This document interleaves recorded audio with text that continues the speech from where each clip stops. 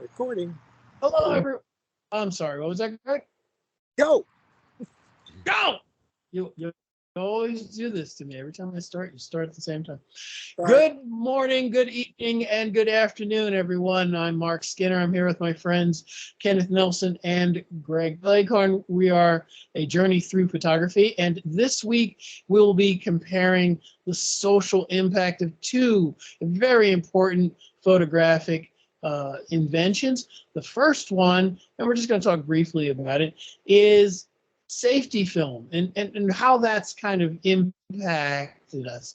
As you can see by that patent, this is a patent filed by Kodak with the U.S. Patent Office. This is just page one of several pages, and you'll see it's just the 3 layers with the emulsion and the substrate. And what you're going to find is that it's very simple. It's just an emulsion and a plastic substrate, and it gives you the ability to create a photographic document very simply. I mean, photography existed before this, but with this invention, you have the popularization of the photographic process. It brought the image into everyone's hand. That's something you do know.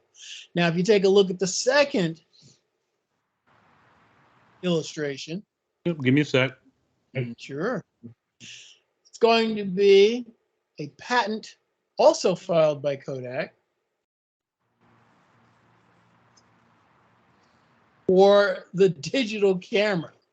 And this has additional social significance in how the photographic document is created.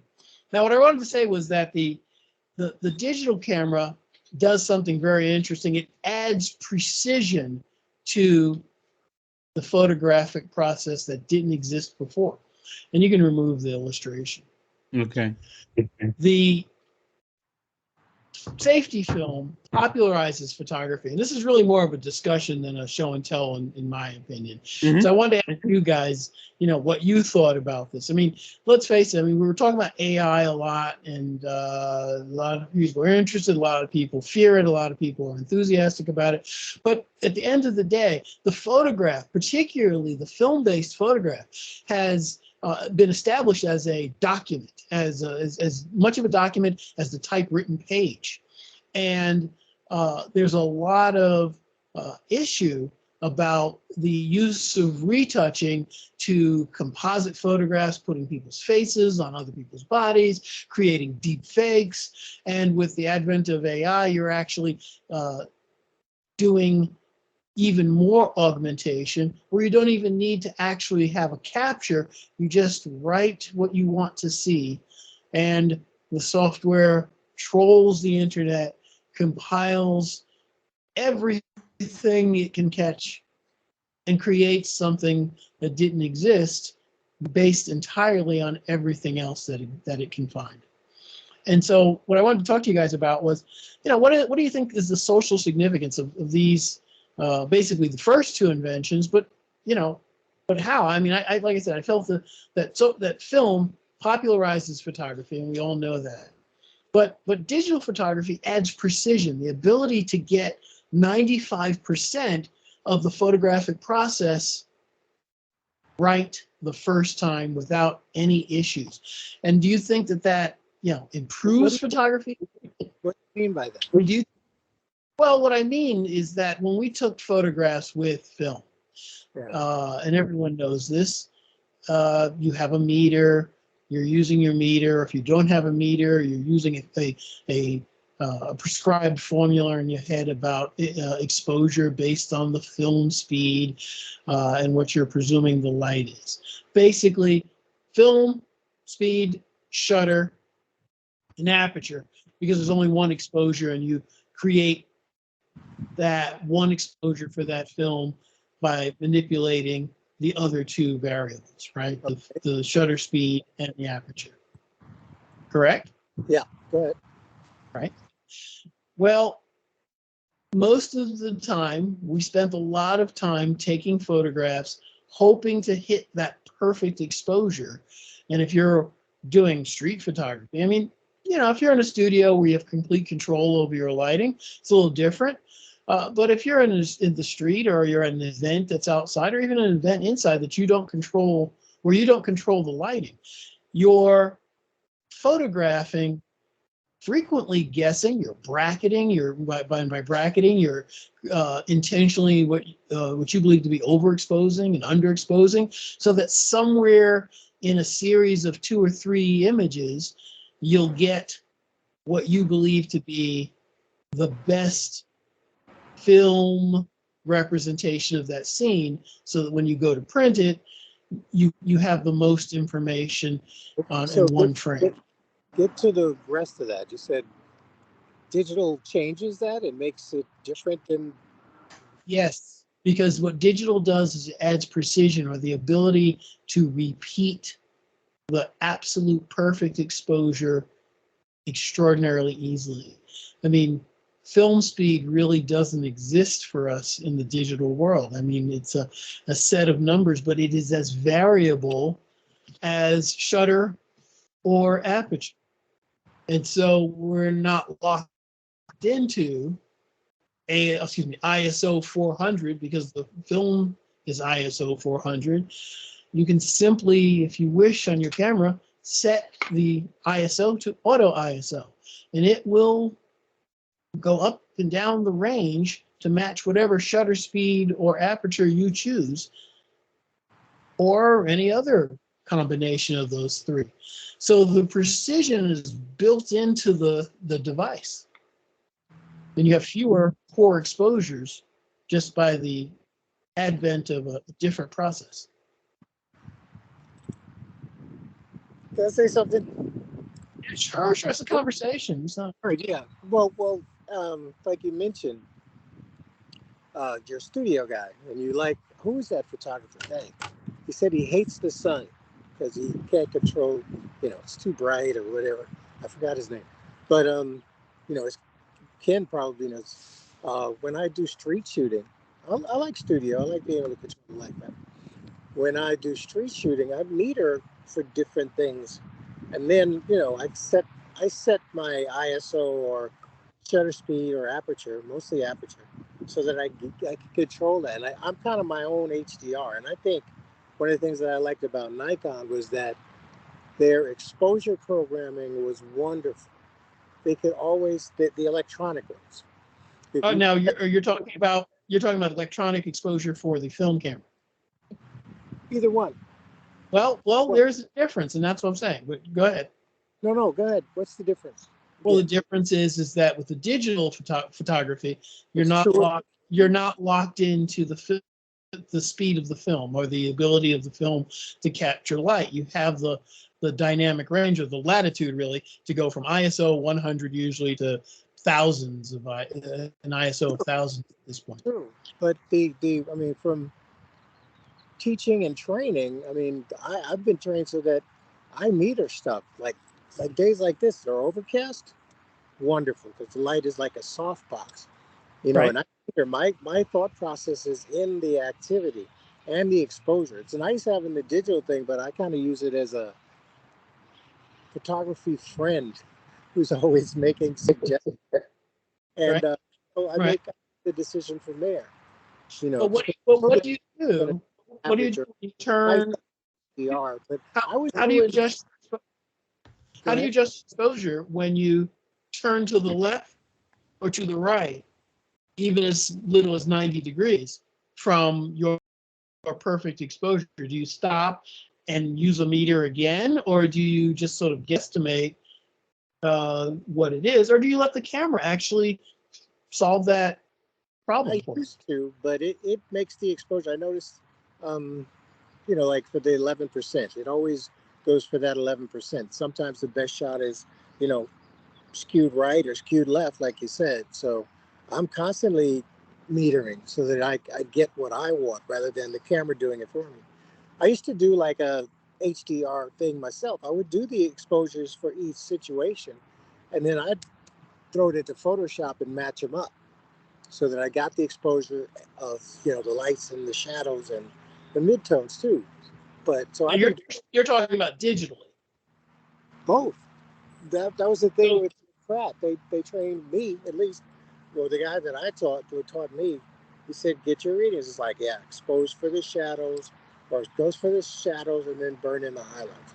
But right, mental, but when you conflate that, you're saying that when you're at Pratt, they taught you to do the scanning to get it into Photoshop, or is that the Photoshop component is a different different thing. thing Totally. from when you? They Okay, taught the exposures, where you should, how you should expose so that you can get, and ideally um, make your corrections in the darkroom with burning and dodging. right, That's the way they taught. So I do right. that in my head now. It's kind of, what I do. That's a process. It's trickier on the, digital and outdoors. Ken knows that. But I always like to set the shutter speeds. It's like get the reading and, throw the camera into, a low setting. Or wide, excuse me, like 11 or 16 and just shoot away with no challenge getting the exposure right. And digital adds the idea of instantaneous seeing it, like an instant Polaroid. It's in by use Polaroids. But you can look and see how close you are, or plug it right into the computer. I was carrying my computer, and there, I wish I still carried my computer. But go ahead. Sorry, I don't want to. No, it's okay because I want to hear from Ken because you and I kind of, particularly me, we've got kind of monopolized this conversation. Kenny's always quiet. He's a silent shooter. He's like a sniper out there. Not a machine gunner. He's a sniper. Go ahead, Ken. Yeah, I guess as I was thinking about this earlier, which was just the the ability to burn and dodge in a darkroom versus the ability to mask on a digital file, and the repeatability of one over the other. And the idea is that when one goes into a digital camera and then they go into the digital darkroom, and the results are repeatable exactly to a point. So you can make as many exact duplicates as you want to, and each one will be exactly the same given the circumstances. Where you go into a dark room, you burn and dodge, it's not exactly the same. You could You, print. you Right, and that's exactly my point, that the digital process, even in the retouching or the burning or the printing, as you're yeah. talking, adds precision to the process. So much precision that it's very easy to feel like, and I have mentioned this part before, it's easy to feel like a mediocre photograph is a great photograph. I know I do my work. Say that You know, I again, know you chopper. I said that it's very easy to feel that there's a mediocre photograph that you've taken, is a great photograph because the precision and the sharpness and the color fidelity, everything is really just part of what we used to strive to do. But I'm kind of getting off base a little bit. What I really wanted to talk about was not so much the retouching and the post processing, but the actual image capture, and that the actual capturing process is different. Like I said, where film sort of just makes it possible, where it's not just a few scientists and a few artisans. It gives an entire profession a chance to exist. I mean, there are people who are now professional photographers who are part chemists, and they work with optics, and they work with chemistry, and they work with art in terms of posing people or composing on the ground glass of a camera or through a viewfinder, and this popularizes an entire profession in the industrial age. And then when you get to the digital age, it takes all of that and adds precision. Well, You well, it, Go it on. adds precision, but it cuts down on time. Yes. So what would normally take you, depending on if you process your own film, from exposure to actual print, could be done in the span of a day, but it wouldn't necessarily be within the hour. It would be, if you photographed in the morning, you could probably print at night and come out with a print within that 12 or 14 hour span. where you can actually do that within, I say within 30 minutes, if you're near a printer, and you could output that print to perfection. Right. So I think that doing that alone, or comparing those differences is kind of intriguing. I Right. lament on it because, of course, we grew up in that slower time when things took a little bit longer to do, from the time you exposed the film, the time the film got developed, the time the film got printed. It was hours. Now it's minutes. Well, even with the transparency film, where most professional applications pretty much they would forego black and white after a while because it was tedious to make the print also, and like you said, speed. It's quicker to get a transparency and see that as your positive image and make your selects from that than it is sometimes to send the film out to these professional labs that they used to have and then get the what do you call it, the contact sheet back. I think there's. If you had a lab, it's different. I just want to also sort of lodge a sort of a formal complaint, okay, which is the Okay. loss of the tangible, which is the loss Mhm. of the tangible negative, the loss of the tangible, slide. It no longer exists. So it's sort of sad to shoot digitally and have the experience of shooting analog, and knowing that you do not have a negative or a substrate with which to look at. So it's very sad. But of course, those who have not grown up with it will not have that understanding and that feeling of having that substrate to which to tie you down to something that's that level of permanence. The print Right. is permanent, right? The print is permanent, but the negative is really the key that brings it all together. Exactly. That's like keeping a DVD collection rather than streaming. Right. Well, like you're saying, Don't know. you have a real object to reflect upon.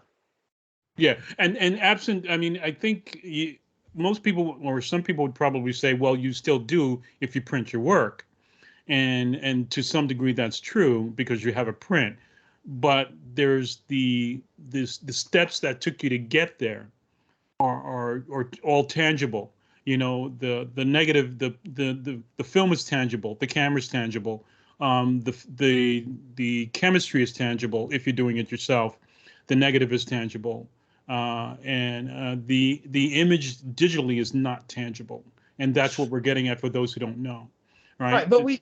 But you can print that though. I mean, I think the problem is we do not print that for the most part, but you can print that, and a lot of people do print, particularly people who print for gallery shows. They have large inkjet prints. It's just that we don't print as much as we did before because it's not necessary, because our reviewing station in many cases is our final viewing station.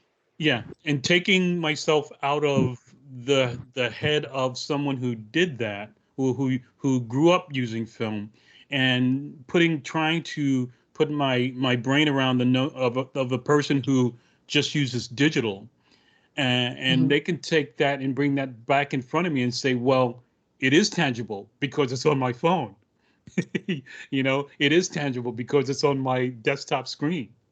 you Right. know the fact that it only exists electronically doesn't negate the fact that it's tangible, because the tangible nature is the visual, not the tactile. And it could disappear like that on your phone. There's nothing you could do about Yeah, yeah, yeah. And for those who have not ever processed, or I mean, I think there's some people out there who are in millennials probably have not used film. Maybe I hope they have. But if they haven't, then yeah, as Greg said, if you have no electricity, you have no file, right? And that's always the problem that, or the thing that gets to me is that, yeah, it all depends on electric current in order to view your image. So for all the advances in precision and immediacy, it also increases the fragility, right? So you also have this ability to lose your photograph very easily, but you also have the ability to distribute your photograph far more easily. You do. So it changes the nature of that image. That is, and for whatever sake, for whatever people feel about social media, the reach that social media has to share your imagery is freaking amazing. Without it, you would not be able to share your images, whether your images are considered fine art or whether they're considered run of the mill. You still have that ability to share those images with a wider group of people than you would ever have if your images were just prints or negatives. I wanted to. That's a good point, Ken, and thanks for that. You too, Mark. You're coming up with some really good. I didn't expect we'd go there, but we went there. That's good. My thing, because going back to your original hypothesis, I don't know, topic suggestion. The patent, you said it was something easily done. The film with the emulsion on top, and I don't know. Certainly not easily created, but it's very, in some ways, it's deceptively simple. I mean, it's a piece of plastic with an emulsion on it, and it's not a computer and a camera built in. You could barely wrap a sandwich in cellophane. Just the idea of making that's why they stopped production, because it's not easy to make, and then it just sits because everybody's gone digital. That's quite a bit. Like you said, you told us, they had plants that they shut down because there just wasn't enough demand for the film. And they're building them back up again because now there is a demand for film. No doubt. My other thing was like with digital, all they're doing, I think it was a natural progression, because they started with analog and then they slowly added the electronic factor to it, which was cool. And I thought Kodak would, run that because they had their own digital back and everything. It worked pretty well for a 2 megabyte image. That was fun. Now 2 megabytes is kind of a joke. But from there we went to the automated cameras, prosumer and pro level, and then now we're at the place where the camera is AI and it could generate its own stuff. You're not even in the process. I think that's a natural progression. I mean, besides the fact that like IBM's Watson is like the smartest stamp thing on the planet, it beat a couple of chess masters, and there were on some other sites, and I kind of take conspiracy theories with a big grain of salt. But they said one of them had achieved consciousness, and I can't imagine that not happening. So they wouldn't want that to go public, because then everybody thinks Terminator, we're in trouble, and they buy more guns. I don't know. But the switch over, I think it was a natural progression from film to digital. And I think, like you said, people may be going back to to analog, just to experience what the process is. But there's a medium. I'd like to shoot film again. I'd like to develop my own stuff. I kind of miss the smell of Fixer in the morning. But also there was craftsmanship that was part of that process that isn't as easily gained as some electronic processes are. Sure. That's just a given. I mean, with the advent of AI programs like Firefly, I mean, it can either mean augmentation for photography or obsolescence. Only time will tell. But the big question is, with practitioners, how many practitioners will be necessary? Because as we've seen with with digital photography, there are far, far, far more practitioners than one would have ever believed, because the process is so simple. Part of the apprehension of becoming a photographer was it had a steeper learning curve in some ways. Well, Great. I think I'll say it this way, and I'll make it an analogy. Uh, Kodak is to film what Apple is to digital photography. Correct. I would agree. I don't follow that. Apple the, does. the democratization of photography and the democratization of digital photography. Kodak, you take the picture, we do the rest. Apple, with the iPhone and the implementation of the camera within the phone, those are equivalents to me. Exactly. The wisdom is in actually making a way to take that photograph and easily putting it on the web. They recognized that they weren't the first ones to do it, of course, but they recognized that everyone wanted to be a creator, but they were intimidated by the processes. And then that was one of Steve Jobs' original ideas with the Mac, was to put liberal arts and technology together. And that iPhone really did represent the synthesis of those two ideas. Yeah. And many other smartphones, true, but they really refined the user experience to one that made it, like you said, the democratization of digital photography, as opposed to a few IT nerds or photo weenies, as we used to call ourselves, but things like that. Yeah. I think one more thing I'd like to just say is that I just think the timeline is kind of intriguing. 1884, the invention of the plastic emulsion for film. When you think about it, took 44 years for him, or from the invention of the daguerreotype, which was emulsion on glass on metal, right? And somewhere along that line, I think it was glass plate negatives as well. But 44 years between that time and the negative from Kodak, and now 94 years between that time and the digital camera of 1978. So I just thought that's an interesting scenario and jump in time. Well, we'll talk about fragility. I mean, the safety film means that it doesn't explode on its own. It doesn't break when you drop it. It once processed, if you keep it in a cool, dry place, you can keep it relatively safe for 100 years or so. That Greg, image will. Greg had something to say. Sorry. I'm sorry. Thinking one of the processes that I like was the paint on emulsion with the contact under UV light. I thought that was so cool, because you had right in your hands this thing that you printed or developed or exposed under UV light. It's so simple. I really like that. That and who was Nesifor Nepsi? His name has been popping in my head all week. It's been driving me nuts. Who was which one? I'm sorry. Nesifor Nepsi, I think.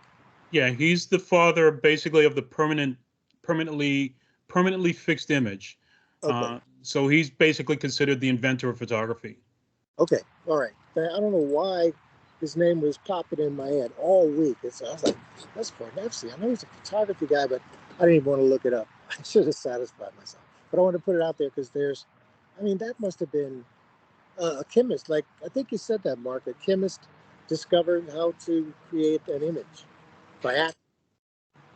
Well, Ken actually said that, but what I'm saying is that the photographic process for us was a lot about chemistry and optics and the mechanics of winding the film and as Ken mentioned, a very tactile experience to be a photographer.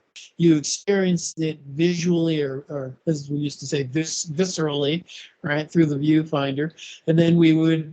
There was a lot to do. You'd wind the film for us, or it was the actual movement of the focusing ring. We didn't have autofocus when we began. So there were a lot of steps that, quite honestly, you had to master to be a photographer, that digital photography sort of strips away from the process and just allows, as you would say, Greg, a certain amount of pure creativity that's really more on par with painting and illustration than photography. And it seems to me like one of the big struggles is how to have legitimate, and I use that in quotation marks, legitimate photography, because the codification of what was a legitimate photograph was so set in the film world. What is a legit? That's a dangerous word too. Like Well, simple. that's what I'm saying. What is You know, legitimate photography? well, I think when we would say a legitimate photograph, I mean, retouching and image capture and printing were different sectors of the same process. And you could expose your film and never process your film, or you could expose your film and process your film but never print it, and then so forth all the way through to retouching it. But most photographers previously, with the exception of a few spots where they would spot if they had any dust on their negative, they really didn't do any retouching whatsoever. And the digital age sort of introduces the idea that a retoucher, someone who actually paints on the image, can be the same person who does the capture. I don't understand.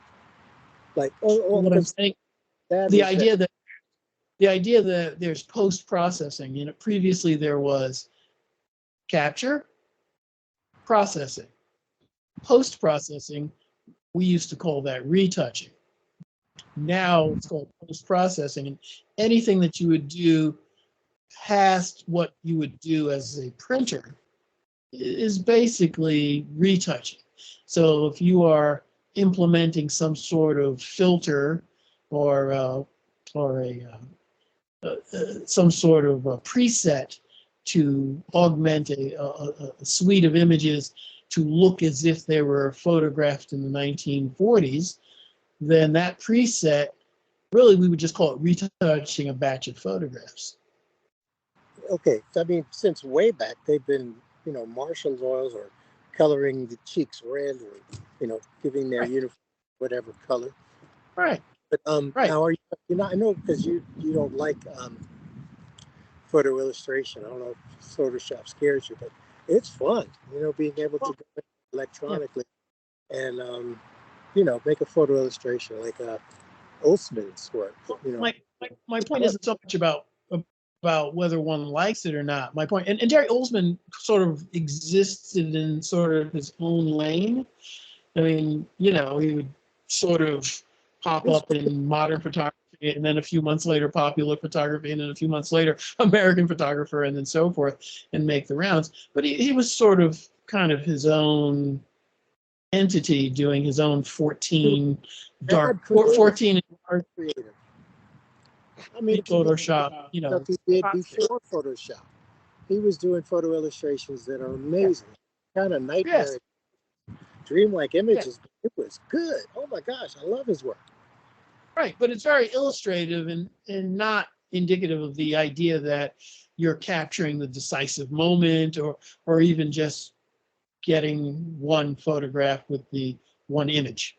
He definitely would use a variety of images to composite. You'd use graphic art techniques to create composited images and create fine art images and using those processes. What's wrong with that? I just want to let you guys know that we've run past the 30-minute mark, so if you want to continue, we can. Wrap it up. Go ahead, wrap it up. All right. I mean, do you guys have any more to talk about with this topic? There's always a lot because you come up with some interesting topics. Go ahead. Well, I mean, I guess really all I was trying to kind of get from you guys was sort of, how you felt about now that we've had some distance. Now we have some distance from film use. How do you feel that it's kind of affected society? I mean, in terms of, or do you even think about that any more about what film meant? And we mentioned a few things about how one would photograph and what one would do after they photographed, but and what it meant. What do you think? Do you think that digital in some ways was better for you as a photographer, or do you think that photographing with film was better for you as a photographer as it relates to your photographic practice? Me personally, I like the digital because of the speed of it. You know, when I was doing photojournalism, I mean, you're at an event, you run to your laptop, you know, fix it, you know, do your retouches digitally, hit a button, and bam, it's around the world. You know, so I like the speed of it. You know, I mean, color film. I still Kenny liked it. I don't know why, but I hated developing color film. It was so precise, and then once you grew in the negative, it's gone. You know, a bad exposure, you know, from a film negative to digital, then you can color correct and adjust and such, and maybe save it. But there's some challenges. I wish I could do black and white film. I do. So go ahead. Does it can up? Yeah, my heart belongs to film. My head belongs to digital. You know, if I could sort of put it in that way. So, and there's a tug of war from time to time. I don't have, if I were to give up an allegiance, I would say I have the allegiance to film photography. But that's only because I've spent most of my life doing it. The majority of my photographic career has been film. Do you still shoot film? No, not right now. Okay. But there's always that yearning to go back. I don't know if I would have that yearning if digital were to disappear. Okay. So I'm in a similar camp to Kenneth in that I really do miss the adrenaline rush of actually photographing something on location with slide film, dropping the film off, and then picking it up later and looking at the light table at the lab with a loop and saying, aha, these are the first 5 that I want. And then calling the client when I got home because no one had a cell phone and saying, I'll meet you and we'll get your transparencies. And, I miss that portion of the process. Otherwise, I would say that in all honesty, I think the thrift, I mean, there's a lot of upfront cost with digital. Obviously, it's computers and all that. But for the most part, computers are so serviceable that, it's not like you're buying that to be just your photography tool. So barring that initial cost, I've learned so much more about photography. I'd say in the 2000s, probably from about 2009 to now, so much more than I did prior. I mean, prior to that, I learned certain things about how to expose film and commercial processes or the requirements of a commercial image, what a commercial image had to be to be publishable. But really understanding what people are looking for when they hire a photographer for a personal event, and how a photograph in some ways isn't as precious as you feel when you photograph for yourself, and that you can take 10, 15 images with slight variance, whether it's exposure or just moving the camera a little bit and having that freedom so that you can improve your practice so that you get right back to those same 2 or 3 you used to photograph before and not feel like, oh, I used to photograph 2 or 3 before and I picked the best of what I got. I was able to get my precision up through digital photography. That's really it. Well, there it is. I guess that's all we have to say about these 2 inventions. Okay. All right. Well, this has been a journey through photography. I am Marc Skinner. I'm here with my good friends Kenneth Nelson and Greg Cleghorn. We hope to see that you watch this video and you will be watching the others in the future. You have a good night, a good day, or a good evening, or a good afternoon. Bye-bye.